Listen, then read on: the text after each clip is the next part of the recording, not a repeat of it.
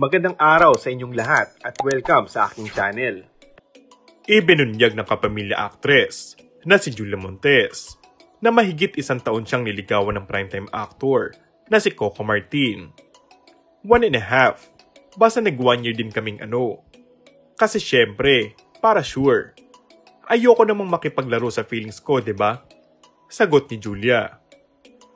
Make sure the foundation is great before you jump into anything. The foundation should be strong. Kung biglaan nyo lang sinagot yung tao, onting yanig lang, wala na. Nagsimula kaming magkaibigan. Magkakilala na kami bago pa siya naging si Coco Martin.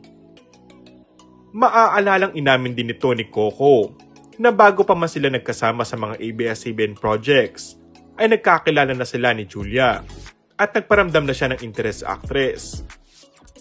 Ano pa siya noon? Bagets, mga 13 o 14 years old. Napabungis-ngis pang balik tanaw ni Coco. Ako naman siguro, mga 21 years old. Nagtangka ako sa kanya. Nagtangkang mambola. Na-reject ako. Tapos after that, nung nagkita na kami sa walang hanggan. Salo naman ni Julia. Yung mga misconception na akala niya ayaw ko sa kanya.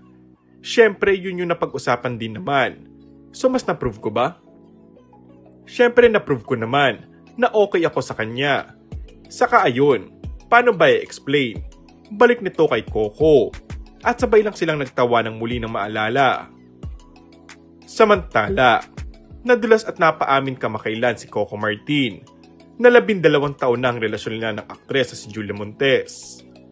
Nang magkasamang dumalo ang dalawa sa ginanap na watch party ng upcoming series na Unbreak My Heart, ang unang collaboration ng ABS-CBN at GMA7.